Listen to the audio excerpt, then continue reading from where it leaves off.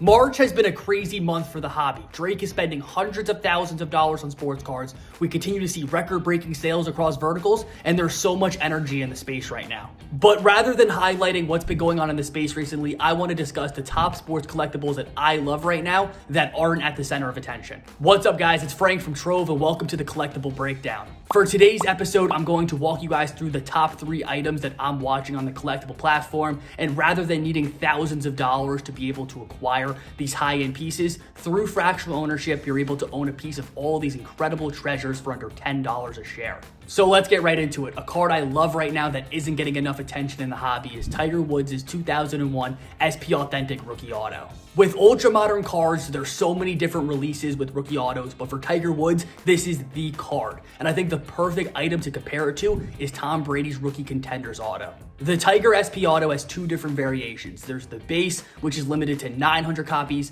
and then there's the gold parallel that has 100 copies. When you look at Tom Brady, it's very similar. His base Contenders ticket auto isn't numbered, but the championship ticket auto is limited to 100 copies. The Tiger Auto on Collectibles, the base auto numbered to 900. It's in a BGS 9.5 grade with True Gem Plus upgrades. Incredible condition for this card. And when we look at the market cap of it, it has a market cap of just below $29,000, and you could buy 1 share of it for $8.05 right now.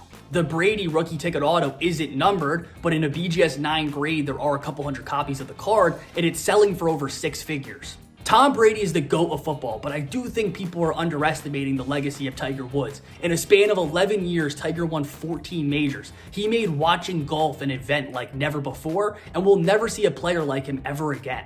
I then think of Tiger coming back and winning the 2019 Masters and how iconic that moment is in American sports history, and I get it. Golf cards are not as collectible as basketball, football, or baseball, but at the exact same time, it is a really big market in general.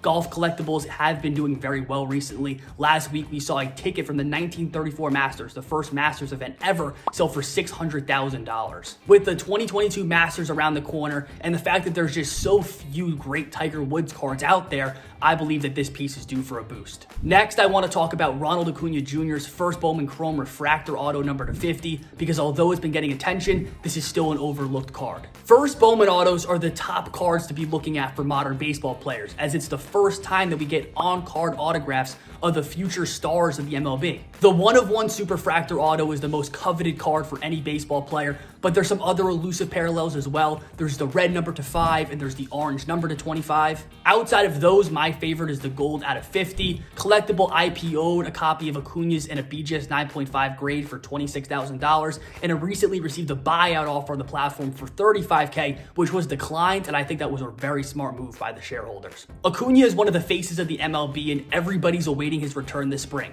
And if he comes back and plays the way he has over the first few years of his career, his high-end cards are going to continue to increase in price. Look at John Morant cards right now. Look at Josh Allen cards right now. Their high-end pieces continue to break records, it feels like, every single week. Lastly, I couldn't finish up this episode without discussing a memorabilia piece that I'm in love with right now. A piece that's just so cool and rich in history is a Michael Jordan game-used bat from 1994. And I still don't think that young sports fans truly understand the context of what happened. The greatest player in NBA history, in his prime, coming off 3 straight titles, decided to leave the sport of basketball to go play minor league baseball. This bat was used by MJ when he was playing for the Birmingham Barons, and it was actually owned by a friend of his, Chris Chelios, who was playing for the Chicago Blackhawks in the NHL.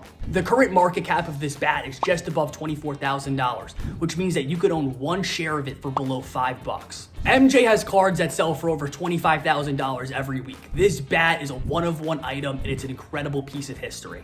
So that wraps it up for today's episode. Make sure you go download the Collectible app if you've not done so yet, and we will be back next week for another great episode.